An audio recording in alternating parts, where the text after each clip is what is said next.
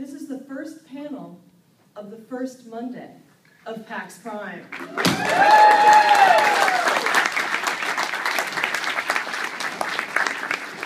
breaking new ground here that has never been crossed before, so into the void we go.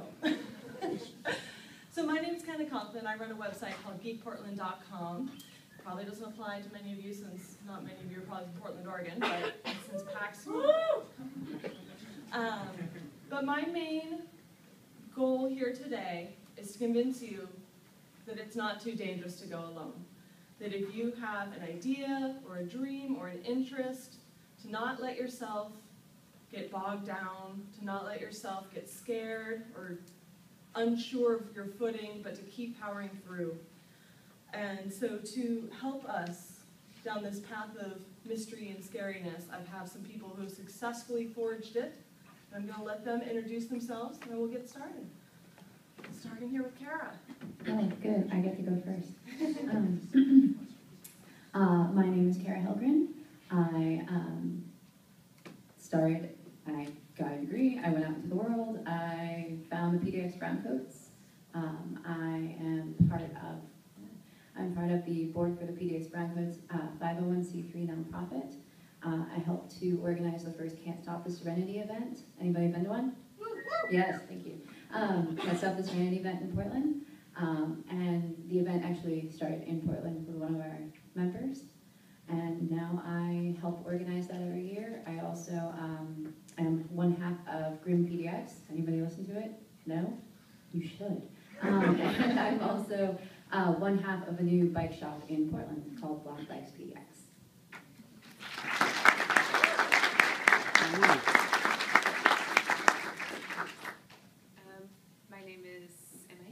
My name is Marianne Call. I'm a touring songwriter, singer, person, mostly driver, and yeah. And I have traveled all around the country and around Canada and around Europe, playing and singing every day. That's just what I do.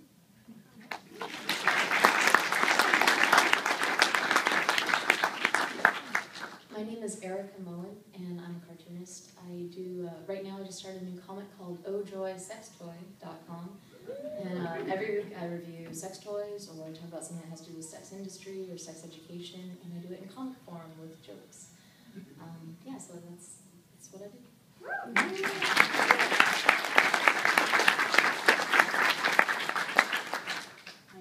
My name is Mylin Fitzwater Barrows. I wrote and produced a video game called Strange Love's Vampire Boyfriends, and I produced the sequel to it, Strange Love's Hex Boyfriends. I'm also a television writer and producer, self-employed.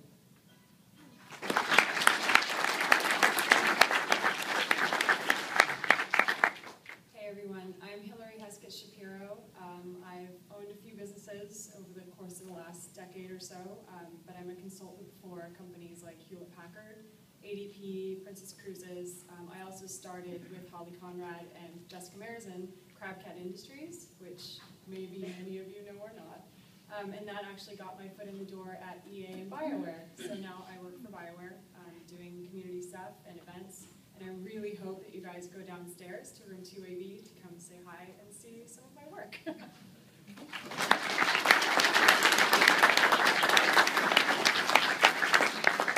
Now I think with starting any of this very diverse endeavors, which was the goal, was to have as many different types of creative endeavors that we could crack open the secrets to. That first moment when you thought, this is something I like, this is something I do, maybe I should share it with more people, and kind of just talk about that transition of it being a personal hobby to maybe sharing it with a bigger audience. And why don't we start down at the other end, Hillary?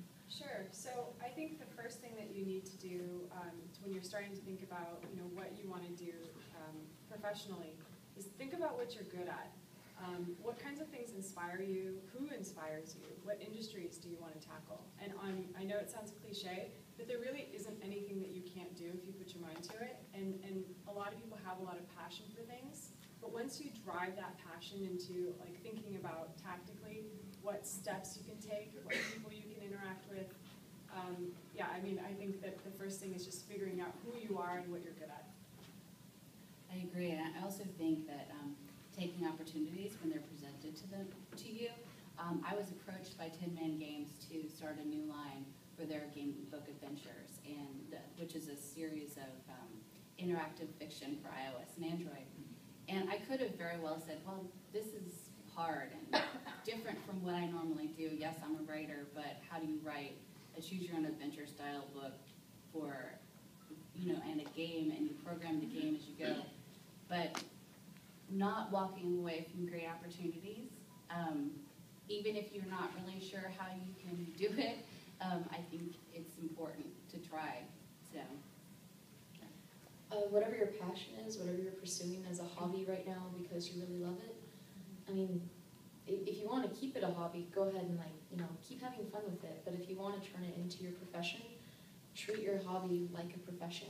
And what I was doing, I've been doing webcomics for 15 years. I just turned 30 this year, so literally half of my life. And I was a high schooler, and I just was putting my comics on the internet because I thought this joke was funny. I wanted to share it with people, and I did that for over a decade. And then I never thought that I could be a freelancer. I never, ever thought I could support myself doing this. It was just my funsies thing. And then the recession hit in 2008, and the company I was working, everybody got laid off. And I was looking for another regular job where I am employed by somebody else. And in the meantime, I started taking on freelance gigs, which is not really, I didn't want to be a freelancer. I like stability. I like knowing when my next paycheck is coming in. But, didn't have a job, so you got it, right? And about 6 months into that, I realized I'd been so busy taking on freelance work that I had stopped looking for a regular job. And the reason I was able to do that is because I had spent years of my life showing people I could produce on a regular schedule and being reliable and being accountable, and everybody knew, like, once a week you go to my website and there's something new. So I wasn't, like I said, I wasn't setting out to be a professional, but I treated my hobby like a profession, and next thing you know.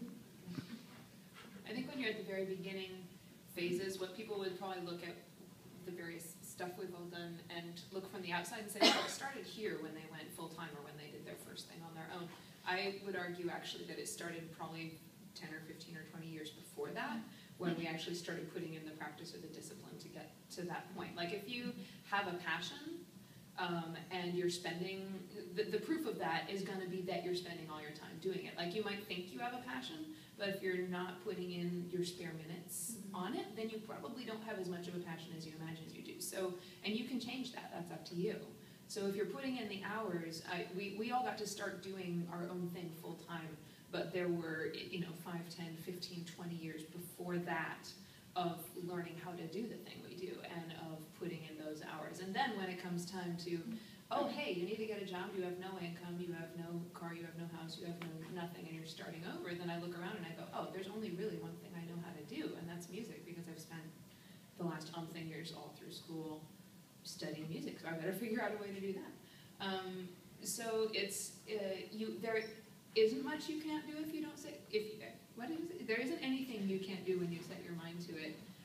That's true, I think, but with a big, big qualifier, which is that you can't expect to be able to do anything unless you've put in the time and the food and the money and the dedication to your passion before you think of relying on it fully. Because there's a lot of other people out there who already have. Well, with Can't Stop the Serenity, honestly, what I do with PDX Browncoats, this still is my hobby, because I do a lot of other things. I own a business, I am a full-time student, I'm interning, I do a lot of things, but CSTS is still, and PDX Browncoats is still my passion. It's what I do in my spare time.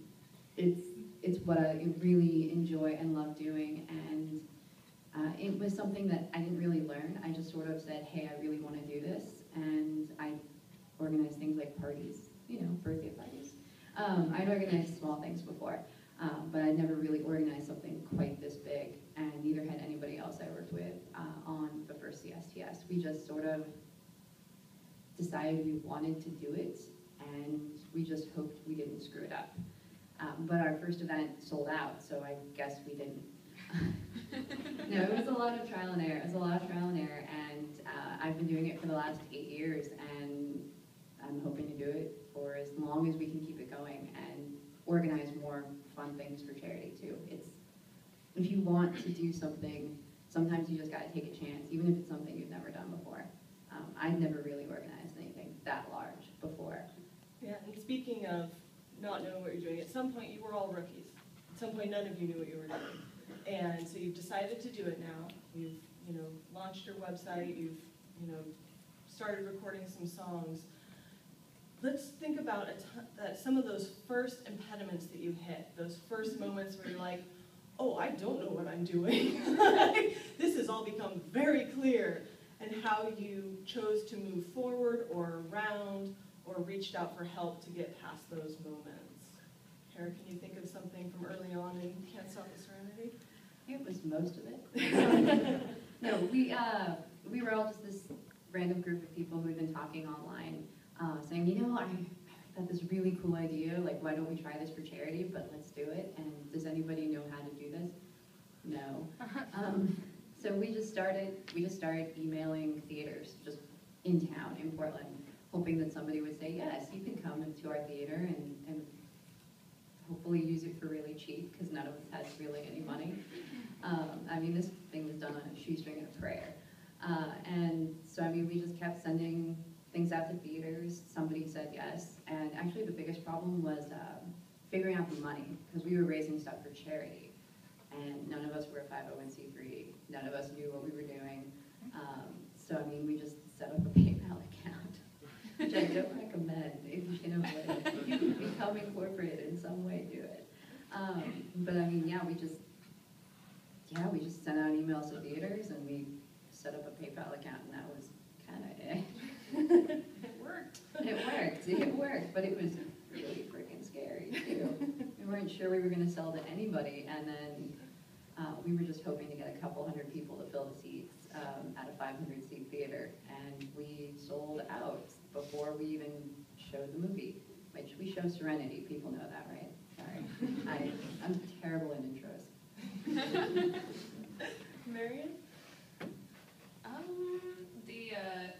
I think the oh crap moment came when I was lucky enough to be married and sort of sharing an income when I first started doing music full time. And so I had some support and kind of security blanket, and that was really nice. And then that wound up not being true so much anymore at a certain point. And then I went, oh, I have all these sort of liabilities, like I've invested in a new business, and I'm doing with a new business. I was like, within 1 year I was making zero, which was really good because that meant my outflow and my inflow were equal. So that was really great for a first year. And but then suddenly there was nothing to live on. And I went, oh crap, I know how to make music and I know how to play concerts, and I'm slowly learning all this stuff about booking concerts and recording albums and selling music online. Because all that stuff you can teach yourself. But I have no idea how to make a living off of this. And the amazing thing about living today is there's this internet thing where everyone has written so much about whatever field you might want to go into. There are so many people who walked that road a long time before me. Musicians have been making something out of nothing for millennia.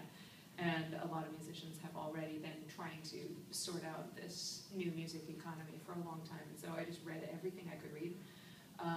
Still do every music-related blog I can find. And looked at the people I admired and asked, what are they doing? And how can I emulate? Which parts of that can I steal? Because that's in terms of making the business work and making enough money to just survive. Well, I don't know if I have a specific oh crap moment, but there is something I did in the beginning that I think, oh thank God. And that was when I was working at my job. My boyfriend at the time, my husband now, we met in England. He's lived in England. I lived in Portland, Oregon, on the West Coast, so that's about as far away as you can get. And for 3.5 years, we were doing long distance. And so at my job, I would make enough money to pay for my rent, pay for my utilities, pay for my groceries. And then, it's not like I was making much money, but any extra I saved. I didn't go out. I was that asshole who, when the friends were like, hey, come on, we're gonna go to a restaurant. And I'd be like, that's great, I'll have a side of toast. Sometimes I would just get water. It was this thick. And I was saving all my money so that I could see Matt. And then when I got laid off, I had a savings net that was supposed to be for my relationship, but hey, you can use that to live on. For those of you guys that are working your day job and you're not doing your passion as your career, that's not bad. Really, honestly, having a source of income while you're doing the thing you love, that's awesome. That's not a bad thing.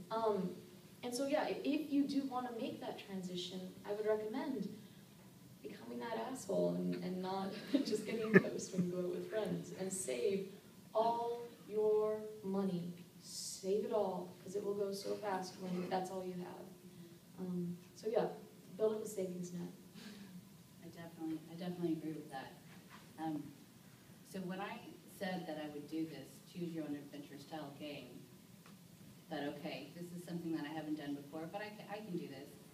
And then I started trying to do it, and it's not like writing a book. It's like writing 8 books at once, where they all interact in certain ways and people make choices. I mean, it's all about making choices, which means every time you get to a new scene, you have 4 more scenes, and it just starts to get out of control. And at a certain point, I thought, I don't know how I'm going to finish this. I could write this for the rest of my life. And I think the thing that really got me in shape was the fact that I had told people I was doing this. And I think that that's something that's really important. Hold yourself accountable. Tell people you're doing it, because then they'll ask you about it, and you'll have to tell them an answer.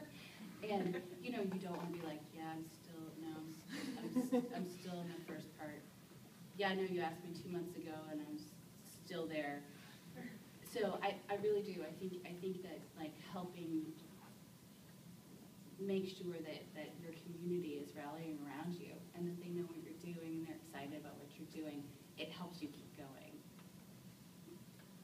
So my first oh no moment, in college, I have a business degree, but I knew that I wanted to be a veterinarian. So I went through the steps to get into UC Davis, got into UC Davis, and was working at a veterinary clinic just to make a little bit of money. And I started house sitting on the side, so I opened a house sitting company.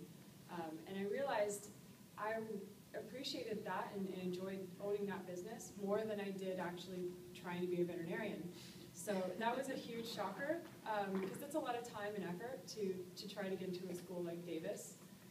And it was kind of a moment where I didn't know, I couldn't decide what it was I wanted to do. So I think, and even today, I mean, I'm a director of marketing for a software company. In addition to doing the stuff I do with BioWare, I'm also a writer, and I write for Chicken Soup for the Soul. So it's one of those things where if you decide to do it, you should just do it. And it's all about sacrifice. You can sacrifice money, you can sacrifice time, but you have to understand that the payoff is worth it to you, and only you can make that decision. And it doesn't mean that you have to pick one thing and just charge forward. You can charge forward on a lot of things, but always keep in mind that it's a sacrifice. So yeah, so I'm not anywhere near being a veterinarian. So, but yeah, I think, you know, just because you're down one path doesn't mean that you're locked in, and you can change that path whenever you want. And it's really, you just need to decide to do it. That's true, and I definitely agree. But I would also say, try not to spread yourself too thin. That's something I have trouble with, and I know Hillary and I talk a lot about this, because it's like, I'm interested in so many different things. I mean, I'm writing a book as well, like a sort of regular book, and I work in television, and there are so many things that I find interesting, and I have to sometimes stop myself and say, no, you're not going to do that project because you already have 5 things going. And if you finishing things is so important that you don't just have to work on one project at a time, but do whatever it takes to finish, because finished is better than perfect. Well, and you really have, your reputation is like the most important thing. Yeah, And people, finishing things. yeah, people have to know that about you, and you have to deliver. And so, yeah, I agree.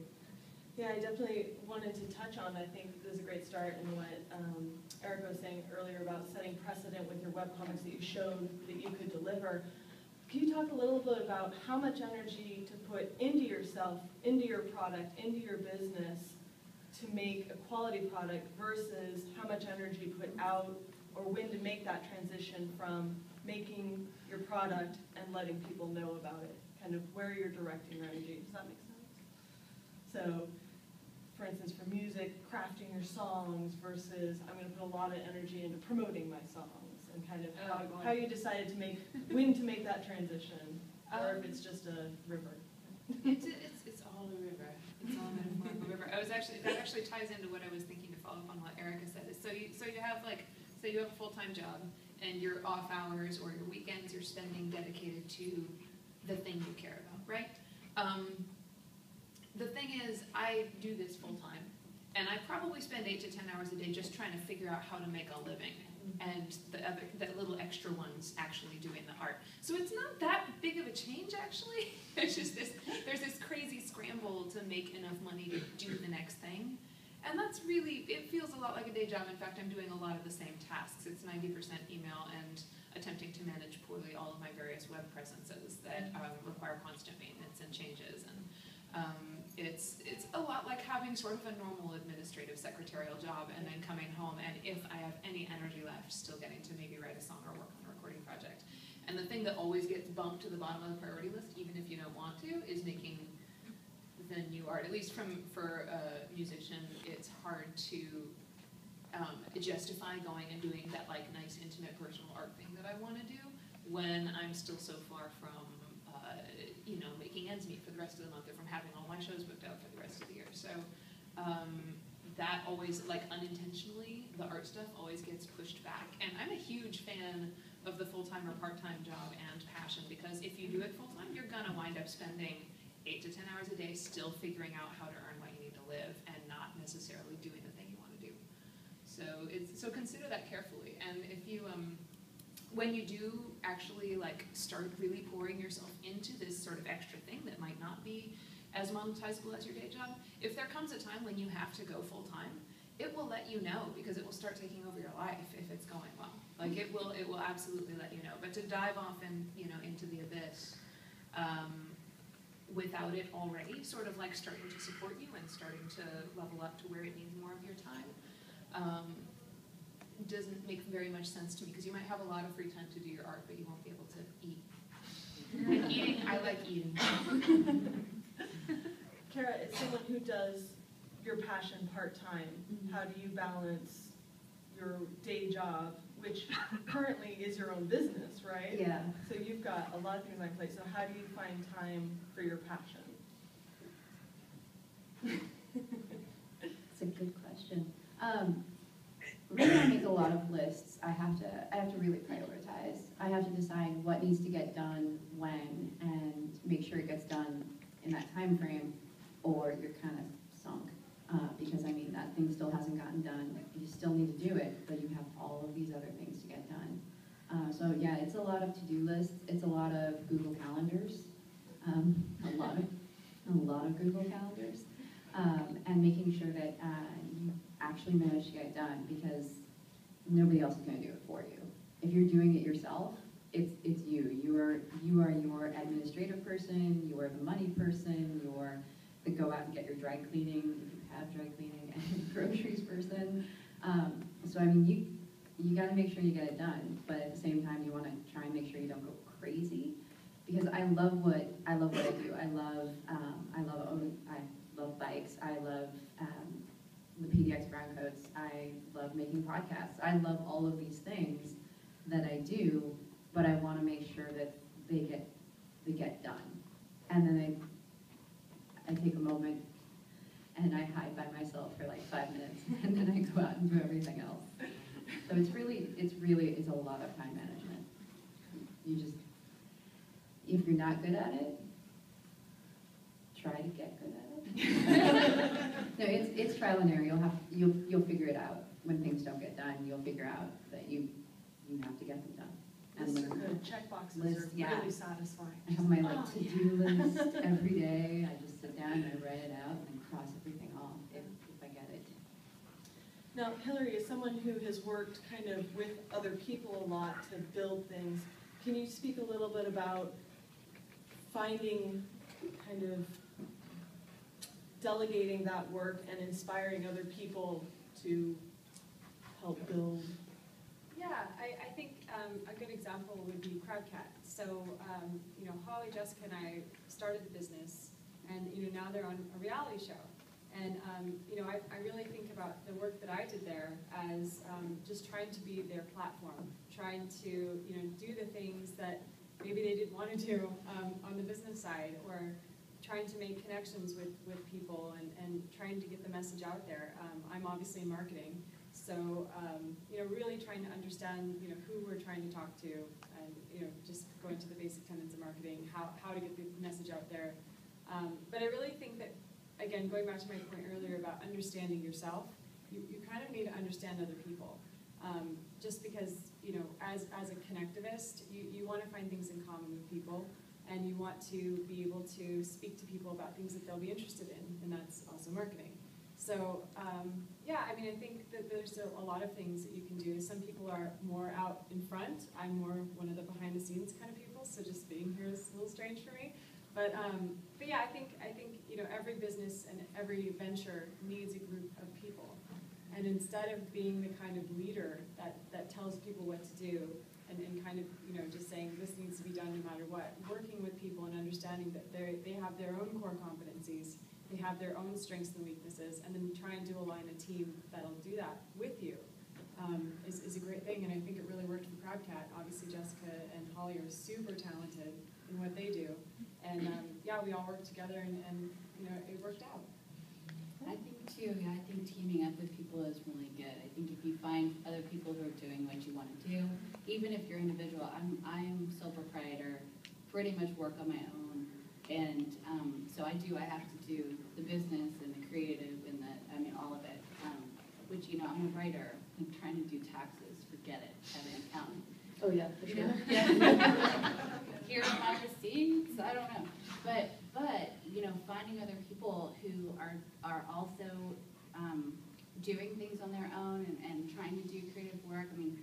Hillary and I have teamed up and we're working on some things for the future, because we realize if we leverage our complementary knowledge bases and our experiences, that we could actually go a lot further. So I think that your community is very important. Yeah, this doesn't quite address exactly the question you asked, but going off of community, as a cartoonist, you spend a lot of time in a room by yourself, not really interacting with people and just working in a bubble.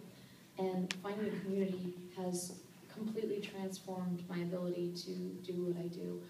Down in Portland, Oregon, there's Periscope Studio, which is the largest collection of cartoonists working together in one studio in the Americas.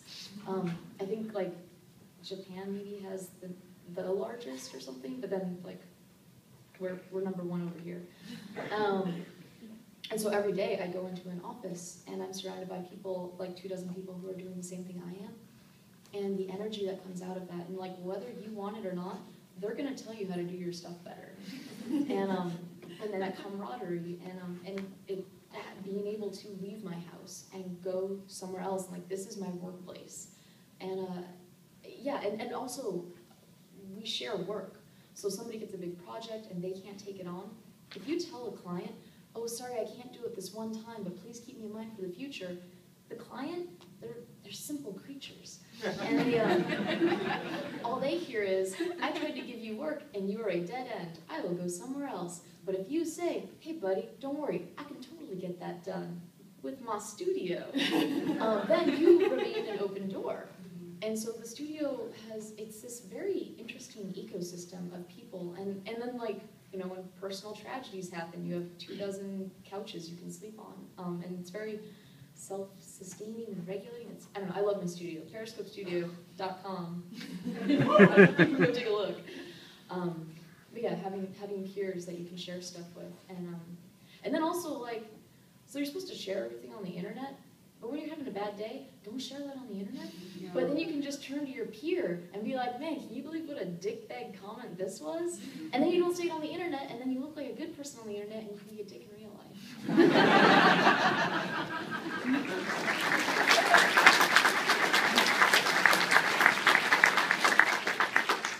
So Marion, obviously with musicians, and especially as a touring musician and finding other musicians to work with, community and making those connections is really important. I am never alone. I literally start taking too long, like in the bathroom, because that's the only place that no one else is in my space when I'm on tour for like 9 months of the year. I have to work with a lot of people, and it takes a lot of energy. And I used to be an introvert, I guess, and I think I thought I was an introvert, actually. It was just that nobody ever taught me how to talk to people. And then I worked in a coffee shop for a couple of years, which was possibly the best job I ever had. I loved slanging coffee. And then I got like talking to people practice every day. And that helped a lot. Actually, that's one of those business skills that is probably completely essential to what I do now that I completely forget. I went to college and I learned how to write music, and I learned how to like comment on like feminism and race, and I learned how to adapt Jane Austen, and I learned how to do lots of other important life skills. But I learned just absolutely nothing. I went to a very nerdy school. I learned absolutely nothing about talking to other human beings, and I had poor hygiene, and I couldn't communicate with people. And that was a bigger business obstacle. I didn't have to face it because it didn't happen in a timeline where I had to deal with it. But I've met a lot of other aspiring full-time creatives who do deal with that. And it's not their fault. I feel like it's just they haven't had a chance to get out and do something else. So this is totally not the question you asked. I'm sorry. No, but in terms of, I hate your well, no, it is because community for me on a daily basis is there's my guitarist who works for me, and aside from that, it's all interactions with fans, and my fans are my clients in a way. I mean, they're every dollar I make from everyone is because someone gave it to me voluntarily and they didn't have to. And that's really awesome. And so I live in a real state of gratitude. And I don't think I could do that. I don't think I could manage the number of people hours if I hadn't spent 3 or 4 years doing the espresso thing, She's still and gone. learning to say how's the weather 400 different ways every day and smile when I don't feel like it and take care of my appearance, and just like those skills, I don't think I think often about how important they were, but I had to go to people school for 4 years after I went to learning school for 4 years. And that cannot, in business, most businesses, I think, and you wind up doing the business stuff so much more than you think you will. Every time I see a panel like this, it's usually like a bunch of like artists and entrepreneurs all going, well, yeah, I love it, except for there's this business thing I always have to do. Yeah, I have to break in and say the business can be really hard when you're creative, and I'm lucky because my husband used to run businesses, and so he's always there to like give me advice, because I'm just like, I don't English, I don't know. So yeah, it's really important, and that can be a big learning curve when you come in as a creative. Also, as a creative, if you can marry a spouse that has health insurance, Yes.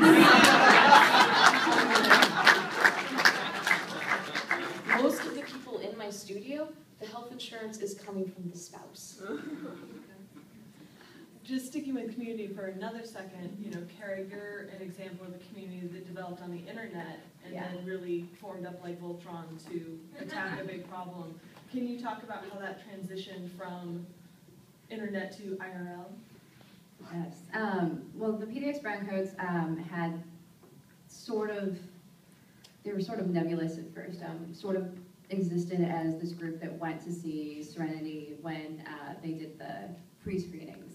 And so they would meet up and go to the pre-screenings, and then sometimes they'd meet up and have lunch. And that was actually how I met them. We were just still a fan group at the time, and I was really nervous because I was awkward, and I was hoping they wouldn't notice. And either they didn't, or they were kind enough to look past being awkward. And I just went and had lunch with them, and it wasn't until this idea came up that we sort of got into the nitty gritty of things. And really the community, the Brown Coat community is really very tight. Brown Coat community is a wonderful community. They're so tight, they're so giving. We love to do things, we love to do good works. And when we decided to do this charity event in Portland, we were just hoping that it would work. And it really was a huge, pat on the back to the Brown Coat community that it did. Because really it was depending on that Brown Coat community, and depending honestly also on the Portland community at large, the Portland geek community. Because really that's how it happened. We wouldn't have sold out without the community of Portland, without the Brown Coat community, and without the geek community in Portland. And so it's really important to be involved in that community. And now we have so many geeky organizations in Portland, and we're part of a bigger community, and it's really about getting into the community you work with, making sure they know you, talking to people, going to mixing things, even if you don't want to. And, you know, just there are times people like, no, I don't want to do this, but I'm going to. Which, I mean, is always the better for your event or your, or whatever you're producing as well. Because, I mean, we want to produce a really good event, and part of that is talking to our community, asking them what they want, and sharing with them what we're doing. Sharing with them that they really do make a difference, that they've supported our charity, which is Equality Now, and that they've raised a lot of money. So, I mean, it's a give and take with the community. And you really want to be, you really just also want to make sure that you thank your community for helping you out. Because otherwise, I mean, without your community, where would you be? Except maybe at home, still staring at the internet. Watching Serenity on your TV. Watching Serenity on your TV and going, you know, I wish I'd done something once. So we've spoken some about the monetary danger and the healthcare danger, but let's talk about the most dangerous thing, the internet. When you started to get, people start notice you, people start commenting on you, and both positive and negatively, because I know that not all of us know how to take a compliment. So if we can maybe talk about when you started to get noticed, when you started to get feedback, both positive and negative, and kind of how you processed that new awareness people had of you. I don't know if you want to start here and we'll go down back that way. Sure.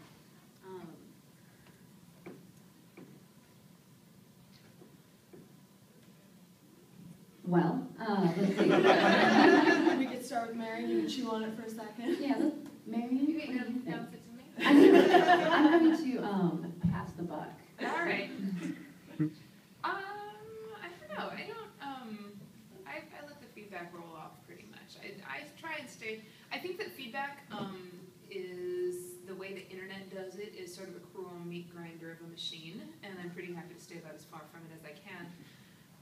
I also have always believed, and this is something that my parents kind of instilled in me, that if you have spent a lot of time on your craft, and you've spent a lot of time in a community of people who really know and appreciate what you do, and where it comes from, and all the technical aspects of it. Like, I've spent time among other musicians, and I've spent so much time working on music that I am very confident in my work. Like, I'm confident in my work not because I think, oh man, I'm pretty cool, but just because I put in 20 years of such and such, and I've spent a lot of time with a community of other professionals. So I'm like, okay, I like my work, I feel like it's strong, I'm not gonna release something I don't think is strong. So there's a confidence that comes from that I'm not gonna let the internet touch, ever. I'm just not gonna let them touch it, I'm not into it. But I think that it's still a horrifying, awful place, and people say horrific things, and people have said horrific things to me. But I try and rest my confidence not in what other people think of me, or even in the compliments and nice things people say. I try and rest my confidence in a core competency about my work, and in a community of people who I know will let me know if my work is slipping, or if my work is going good places, or if I'm failing to grow. You know, that's where my self-image needs to reside. So, and that's where your self-image needs to reside if you are working on something, is in your knowledge that you have put in the hours, and you've put in the time, and you know you have other people in your field who know and can reinforce that the internet are a bunch of dicks. So, don't Google your name. No, and it sounds like a joke, but for reals, like once people start paying attention to you, just cut that shit out. Don't do it. Because yeah, like you'll see some really awful things about you, but then you'll also see people, and this is gonna sound really weird. I'm sorry, I know this isn't gonna come out right, but try to bear with me. But you're gonna see people that fucking love you, and they put you on a pedestal, and they're like, everything she does is you are perfection, and like that's not healthy to read either. It's really not. And it's so like all across on all my comics, on my blogs, I've disabled comments. My Tumblr thingy, I set it up so that when the reblogs happen, it doesn't show up in my stream. It's on a separate page, and I don't go to that page because the thing is, the positive and the negative, it's going to influence how you create and what you're making. And there's an asterisk. I'm going to come back. Don't worry. Hold on. But you need to be making the stuff that you need to make. Whatever is in your heart, whatever you really care about, you need to make that. And you can't have 1,000 strangers influencing what your story is. And your story can be whatever your project is. What you do need to do, though, is find people who do understand your craft, who are outside of your craft, but whose opinions you respect. And you need to get them to be your feedback group.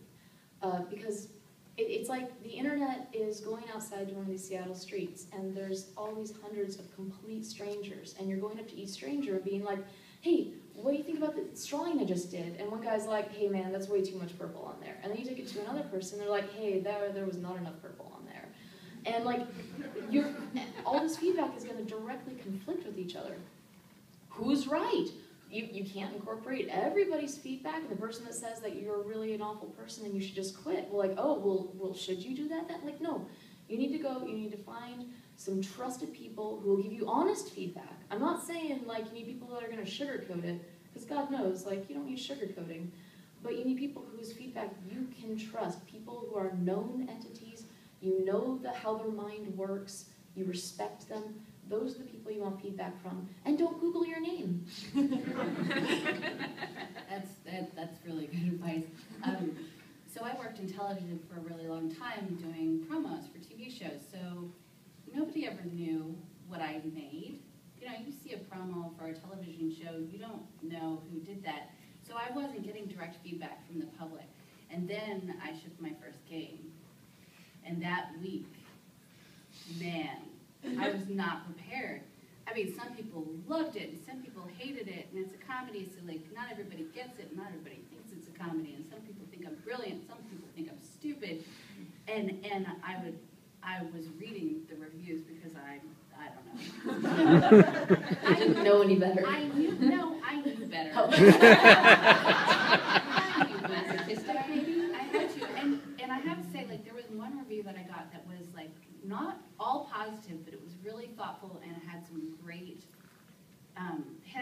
feedback where it saw points where maybe I could have developed another part of it further. So I think in some ways it's valuable. You can usually tell in the first couple sentences whether they hate you or not. You know, I hate romance games, but why did you review my romance game? Like, you know, so we can agree to disagree. But you're right, because also the people that think that you're great, you know, what is that based in? It's really strange. And you do need to find people who will be honest with you. And sometimes that's hard. And sometimes your friends don't want to tell you, like, this part doesn't make sense, you know? But I think that's important. And I think that people on the internet don't always realize that it's real people that they're writing about. I mean, I think about Ben Affleck, and I know. Whenever we think about Batman and Ben Affleck's just a dude who just like is trying to do his job, and he's really stoked because he got this really great gig, and everybody's like, no, it's the worst thing ever. And I just think, what must Ben Affleck think? He's just trying to earn a paycheck? Yeah. So when you write comments on the internet, think about Ben Affleck.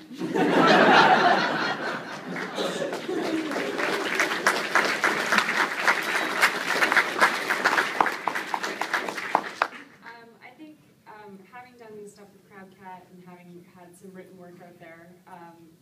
People on the internet, they aren't interacting with you face to face, and there's that wall there.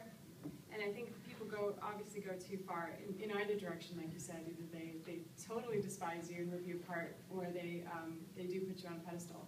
I love the point that you are a real person, and I'll try to think about Ben Affleck more often.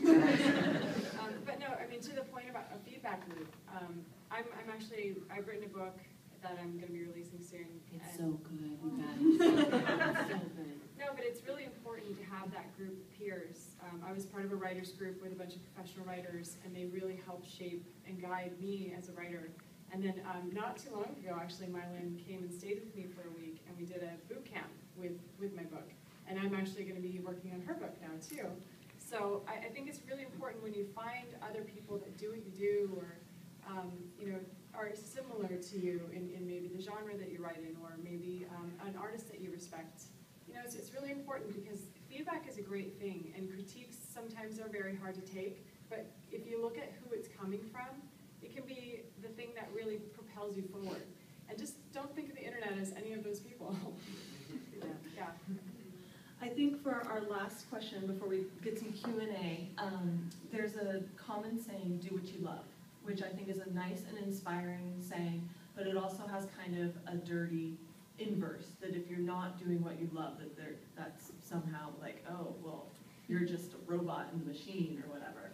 And I think that's a lot of unfair pressure. And so, you guys have all succeeded in doing what you love. But I want to just talk about doing what you love in your own time, in your own increments, and that it's, kind of talking about taking it slow and that beginning of using your free time to do these amazing projects, and that's okay too.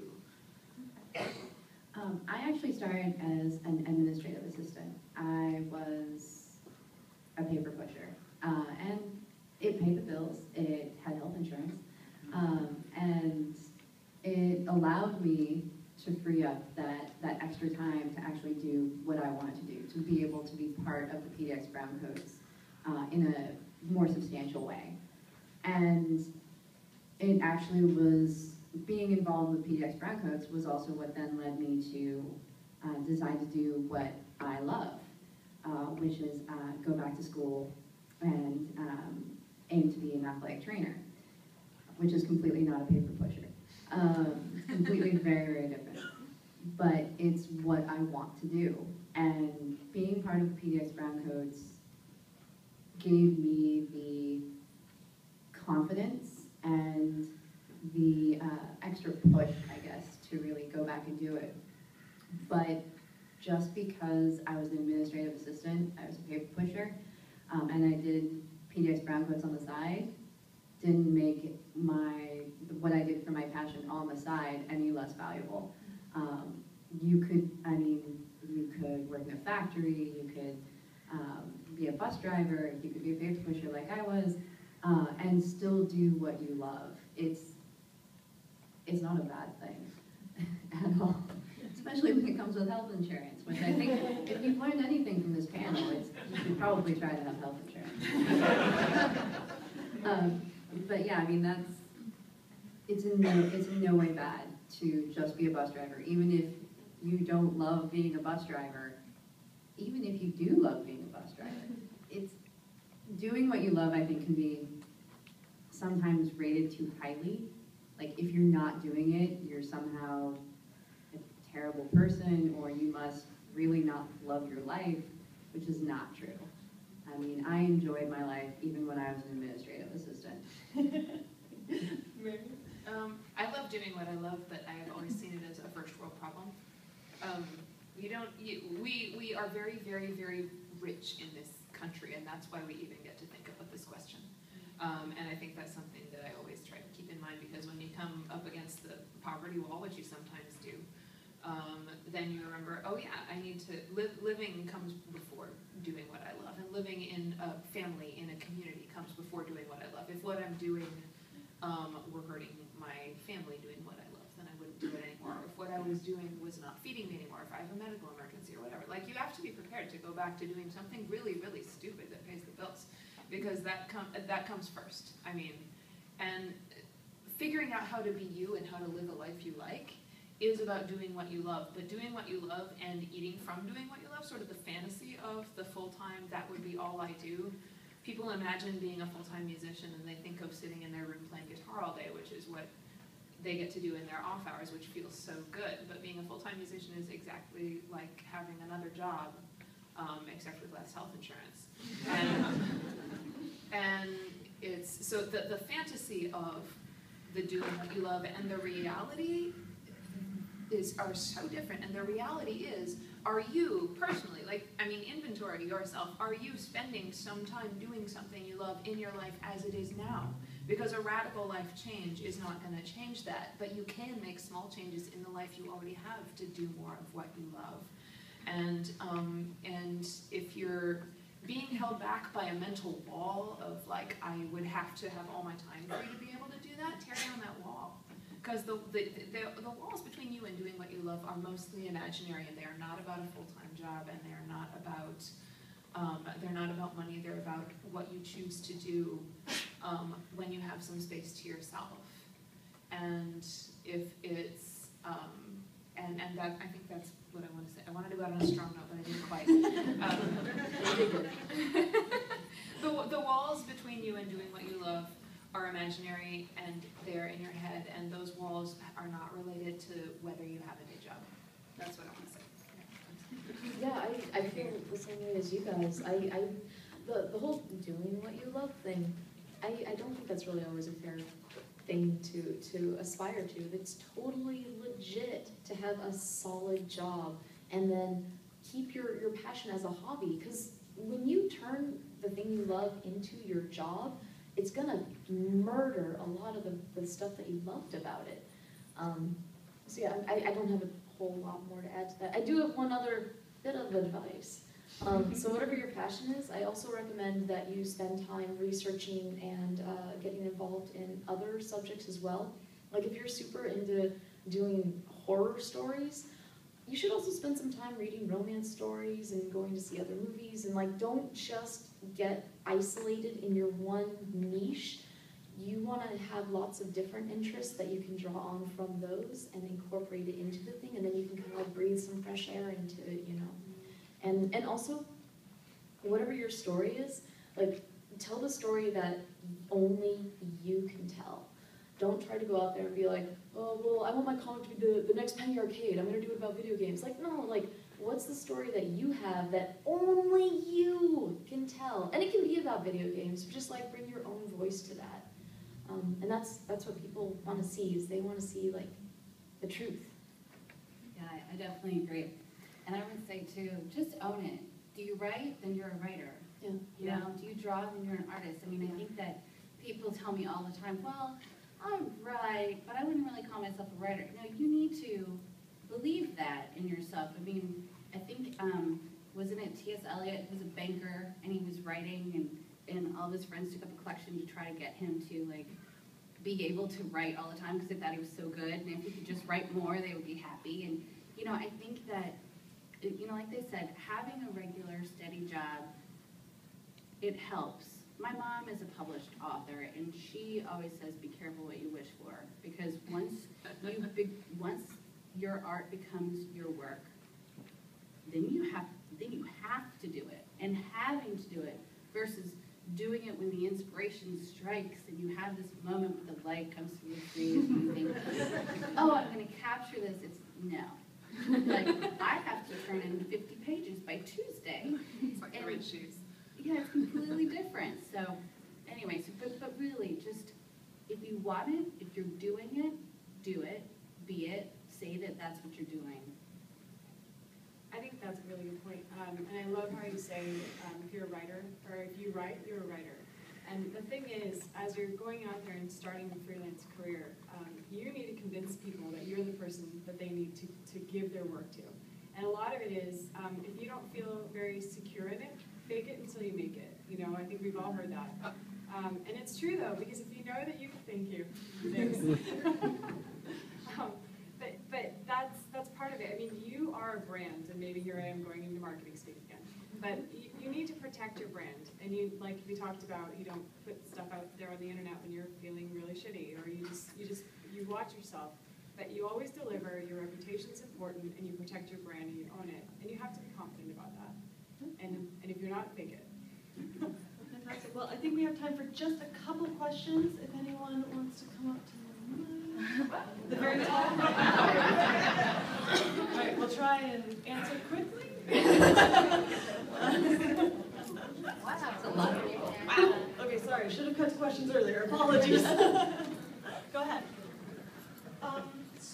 I guess by that measure, I'm a writer. I've been writing for like 15 years, but off and on, so I'll take a couple of years off. You're still a writer. That's true. Like, one of the things that I struggle with is, as a writer, there's this push between professional writing, where you actually go to a publisher, like a real publisher, and like, you know, try to get admitted through an agent, or you can self-publish. The problem is, of course, if you actually go to a real publisher, there's a lot of stuff that you need to do. And I have a career, I'm a software developer, and that takes a lot of time. So like, do you guys have any advice on figuring out where to go with that? Let me take this. Okay. So I told you my mom's a novelist, and actually most of the traditionally published authors I know are actually now doing indie publishing and e-publishing. The problem with doing that is that you do not get any marketing support. You don't get anybody copy editing your work. You have to format it, you have to publish it yourself, you have to take care of all of it. You have to get your cover made and you write your copy, all of that. But you don't have your book sitting on a shelf for 2 years. So, you know, that's something that Hillary and I have been going back and forth about what we're going to do with our novels. And, you know, I think that it makes sense to do e-publishing, but just know you're going to be taking on more than you would. Oh, and I've been published by For Reals publishers, and I've self-published, and all those nice bells and whistles that she just mentioned with the publisher, they're super nice, but the amount of money that I make from self-publishing eclipses what the real publishers do. There's no contest. There's no contest at all. It's self-publishing all the way for me. Well, I think if you are considering traditional publishing, one thing to note, and I know you're talking about how you have a job outside of writing, the agents that I've spoken with and you know are connected to and all of that, they actually look for writers that have a job. They don't want someone who writes all the time and that's all they do when you're first starting out, because it shows that you're able to deliver on deadlines, and it shows that you're able to, you know, manage your life, create a body of work, and do the other things. Because once you decide to tip over into only doing that, you're going to need the skills that you had from your job. So it's not a bad thing, and even in your query letter or whatever, I would absolutely highlight your written stuff. But also, I would mention the fact that you can also do other things as well, because they are looking at you as a package and not just your work. And a lot of publishers are going to IndiePub and looking for books that are already published that way and picking them up. They want to say, oh, if you're doing well, great, we'll jump on that train. Yeah, 50 Shades of Grey. We should. Next question. On that note, well, thank you. And if we can try and make our questions as concise as possible so we can get through as many as possible. Go ahead. So I have a number of creative interests, but I'm not really that good at any of them yet. And it can be hard to build confidence when your own work isn't satisfying to you. So I wondered if there's anything you could say about how you maintain a passion when you're not good enough for yourself at it. Hours. And it may not seem like you have a lot of hours, but over a lifetime, I mean, a lot of my favorite creators didn't publish anything for the rest of the world until they were in their 50s. And that means that you still have hours. I wasn't satisfied with the stuff I did until I had put 5,000 hours in. But I also started when I was young, so that helped. But I mean, I didn't start writing songs until I was 27, which is way too late for any label to be remotely interested in me. And so if you're not happy yet, put in hours and don't succumb to a pressure to show other people's stuff before you're happy with it. And the more hours you put in, the more you're going to start being happy with your stuff.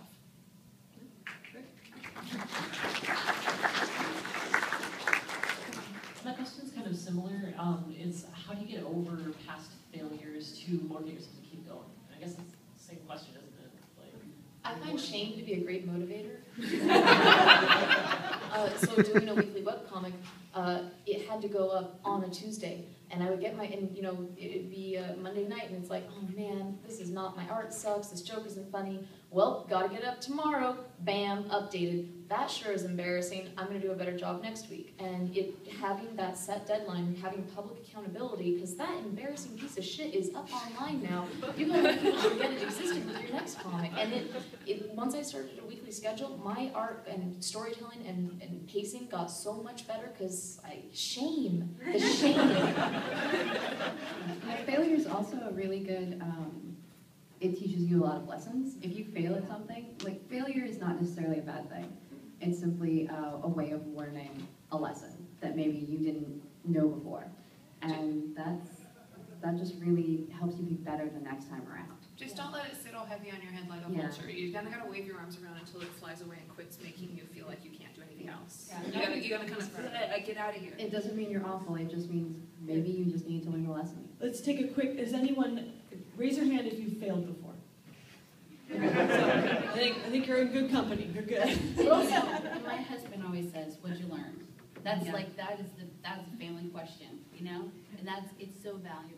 And as long as you're still alive, like, you didn't really fail that bad, right? Yeah. It's the only fail that counts. Yeah. Thank you. Hi. Okay, this is going to be our last question, it sounds like, and hopefully we'll find a place to hover outside for any more questions. I also have some handles with everyone's Twitter, so that you can reach them that way as well. Tweet us your questions, Yes. please. Oh, absolutely. I also have a Ninja gig tonight, 3 p.m. over in the D&D Annex if you want to actually hear some songs. Across the street. Go ahead. My wife and I are semi-successful authors. We've been self-publishing for about 1.5 years now. One of the things that we noticed early on was we would, pour our heart and soul into a story, carefully crafted, put it out, and it wouldn't sell. And then we would have this blatantly obvious, just a total formulaic story. Have fun writing it, put it out, and it will take off. As the whole business hobby, how do you balance between your inner hubris and the feeling of selling out? So like this is awesome, but it won't This has been the sell. artist's dilemma for Yeah. 5,000 years. Do I write what pleases the patron, or do I write what's in my soul? And this is not a new internet dilemma. This is the ultimate old dilemma for artists. Just keep alternating. And you said, like, you had fun making the sellout stuff, so, like, is that really so bad? That's how you phrase it, right? Yeah, okay. Okay. It was time spent on something that didn't make money. But it's, and so it made it harder. Sometimes you gotta do both. if you're doing your art, if it's art, you should never expect to make money at it. Right. Okay, Do it 'cause you wanna that's do for it. you, and that's what you want inside. If you're trying to do a business, then you want to do something that sells. Right. And so, hopefully, you're able to do both. But it has to be very clear in your mind. Yes, you may be lucky and you write something that's just for you that becomes like a huge seller. But it's to me, these are completely separate things. Yeah, how do you personally deal with balancing those? It's a job. Like, I have to be careful. I try not to put anything out there that I'm not okay with. Now, I have to do things for my work that maybe they're not like what I would create of my own volition. But I do think that, it's okay. It's okay to do stuff for business. It's okay to do art for business as long as you try to make sure that it's stuff that you're still proud of. Yeah, if you're going to write a genre book that really, really just plays to type and just sticks to the facts, you can still write a better one than most people would write. Like you can write a popcorn movie that is still better than other popcorn movies. You can stick to the formula and be like, I'm going to do the same old thing that everybody wants to read or write or see, but I'm going to do it better than they did because I care more and because I am better read and better studied and because I think harder about it. And then that's where some of our greatest, like our favorite creators that we're celebrating here, that's what they do. They take the genres that we love, sci-fi or fantasy or whatever, and they stick to the genre, but they elevate it. You can do that. That's allowed. And the story that you pour your heart into, maybe that can just be your hobby stuff, you know, that's the Yeah. stuff that you do for fun, and then the other one is your job, and you're back into that whole day job and your passion dichotomy. So, I don't know, I believe in you, I think you can do it.